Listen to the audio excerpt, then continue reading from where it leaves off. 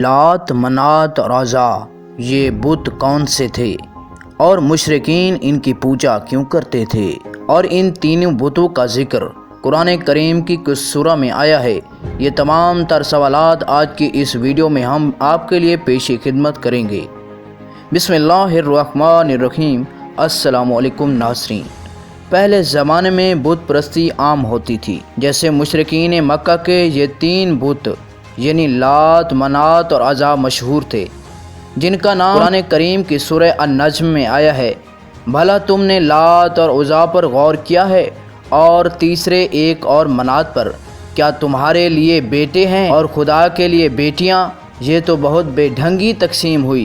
یہ محض نام ہیں جو تم نے اور تمہارے باپ دادا نے رکھ لیے ہیں، اللہ نے ان کے حق میں کوئی دلیل نہیں اتاری۔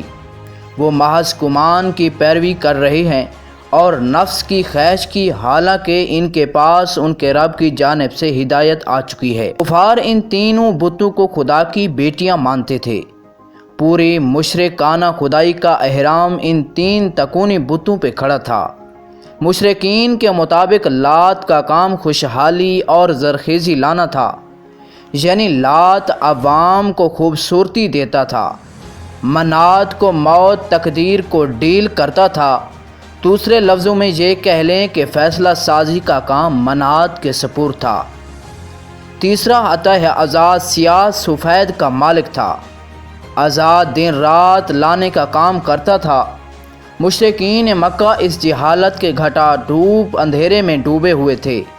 ظالم کا ظلم اپنے عروج پر تھا۔ کاہن اپنی مرضی کے فیصلے کرتے تھے۔ ہر فیصلہ ان تینوں بتوں سے جوڑ کے عوام کو چپ کروا دیتے تھے کہ نعوذ باللہ یہ خدا کی بیٹیوں کا حکم ہے۔ ہر فیصلہ ان تینوں بتوں سے جوڑ کے عوام کو چپ کروا دیتے تھے۔ قوم ان بتوں کو خدا مانتی تھی، اس لیے خاموشی سے ظلم سہتی رہی۔ یہ بت نہیں بلکہ ایک ظلم کا نظام تھا، جس میں امیر آدمی پیسوں سے اس نظام کے تین بنیادی میناروں سے اپنی مرضی کے فیصلے کرواتا تھا۔ اس وقت کا اطلاعات کا چوتھا میڈیم کاہن تھے، جہاں سے بات عوام تک پہنچتی تھی۔ یہ اطلاعات اور اس سے جڑے یہ تین بت اس وقت کے بادشاہوں نے خریدے ہوئے تھے۔ عام غریب آدمی کے لیے یہ نظام ہمیشہ خراج وصول کرتا تھا۔ یہ قیمت اس قدر ہوتی تھی آئندہ آنے والی نسلیں اور اس کے ساتھ منسلک قبیلہ ختم ہو جاتا تھا، مگر پھر بھی قیمت باقی رہتی تھی۔ آخر رب کائنات کی رحمت نے جوش مارا۔ اللہ کے نبی صلی اللہ علیہ وآلہ وسلم رحمت العالمین کا ظہور ہوا، جنہوں نے لگاتار محنت کر کے اس کفر کے نظام کو ختم کیا، جس کے لیے صحابہ کرام کی قربانیاں بھی باعث شامل ہیں۔ فتح مکہ ہوئی، ظلم کا نظام اور اس کے تین مینار جس پہ وہ پورا نظام چل رہا تھا مکمل طور پر گرا دیا گیا۔ جب وہ نظام گرایا تو آقا دو جہاں کی زبان پہ یہ کلمات آئے، حق آیا اور باطل مٹ گیا۔ بے شک باطل مٹنے ہی والا تھا۔ وقت حالات گزرے، صدیاں گزریں، نظام بدلے، لوگ بت قدوں سے باہر نکل کر شخصیت پرست ہو گئے۔ یہ بت آج بھی موجود ہیں، گوشت پوست کے انسانوں کی شکل میں موجود ہیں، جو ظلم کے نظام کی تکونیں کہلاتی ہیں۔ یہ تکونیں مضبوط سرمایہ دار سے کوئی خراج طلب نہیں کرتی، سرمایہ دار کے گھر کی لونڈی ہیں۔ اطلاعات کے کاہن ان سرمایہ داروں کی مداح سرائی کرتے ہیں۔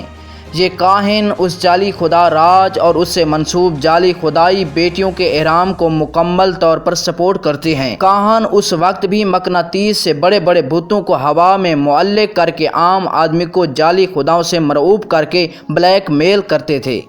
آج بھی یہ اطلاعات کے کاہن برقی میڈیم استعمال کر کے نئے خدا بنا کر معصوم لوگوں کو بے وقوف بناتے ہیں۔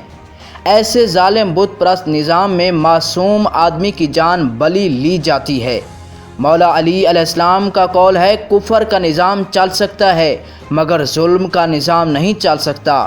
مسئلہ یہ ہے کہ یہ نظام کفر کا ہے اور ظالم بھی ساتھ ہے۔